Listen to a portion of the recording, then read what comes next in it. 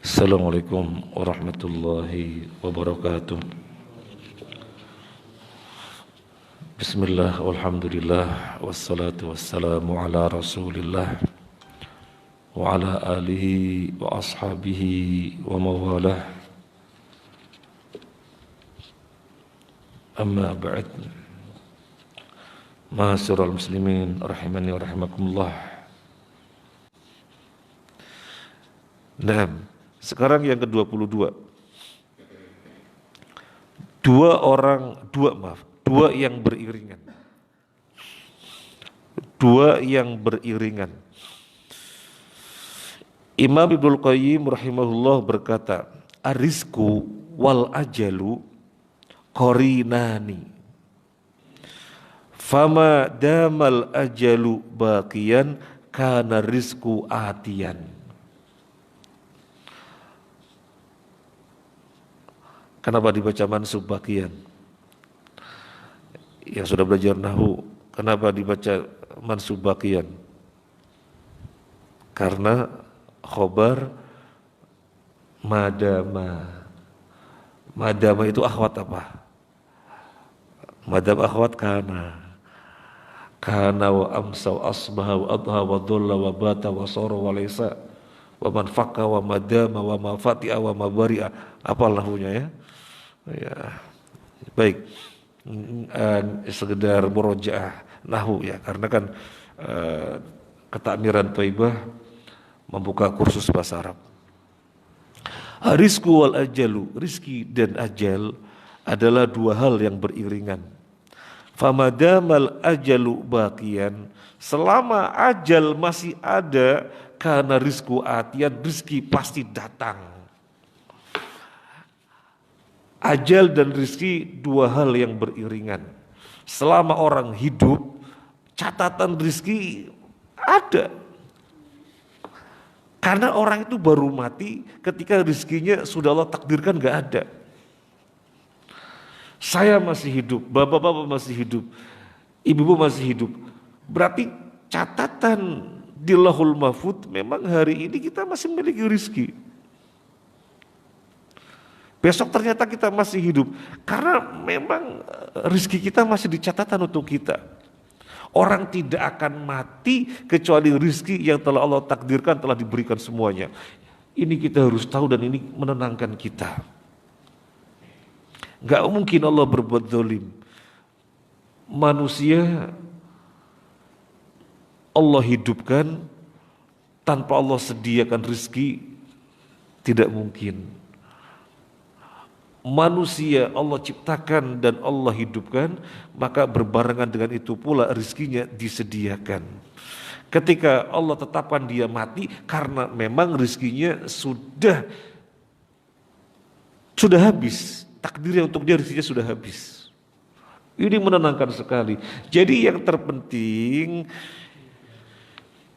kita harus menyadari yang dituntut dari manusia adalah ikhtiarnya. Yang dituntut dari manusia adalah ikhtiarnya. Jadi jangan kemudian salah paham. Wah, saya hari ini ternyata masih bangun tidur, masih hidup. Berarti rezeki untuk saya Allah telah catatan, betul. Ya saya duduk saja, nanti rezekinya datang. Nah itu salah. Gak ada pemahaman takdir seperti itu, gak ada. Gak ada. Nabi tidak pernah mengajarkan konsep takdir, pemahamannya seperti itu tidak ada.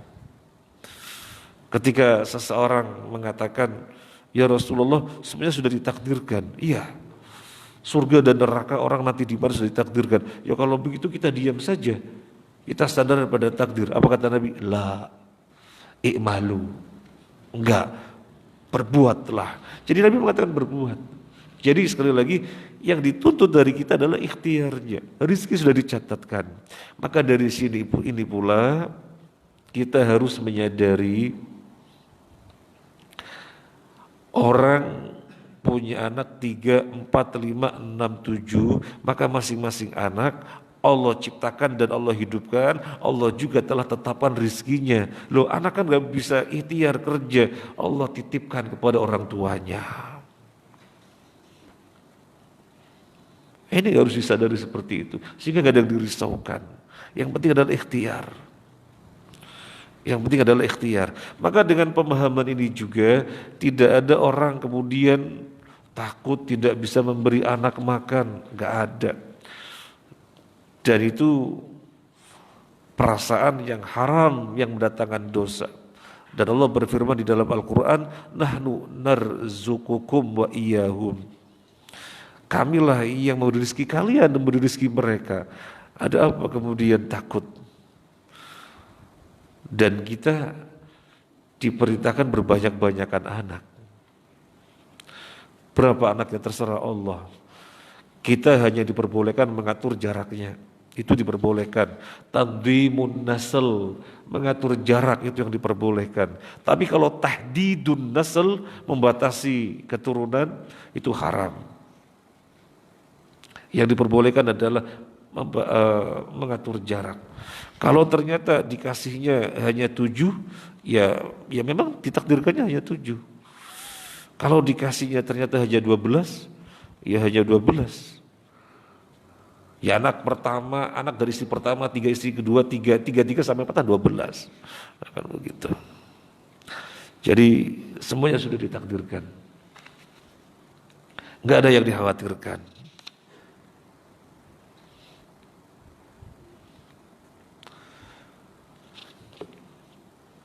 Kalau kita lihat binatang yang secara fisik sesungguhnya kita mencerna dengan akal kita gimana bisa hidup ya. Tapi Allah jadikan binatang ini masih hidup, maka rezeki mengiringinya. Dan kalau kita perhatikan ternyata ada cara yang sudah Allah atur sehingga rezeki sampai kepada dia. Ternyata rezeki sampai kepada dia.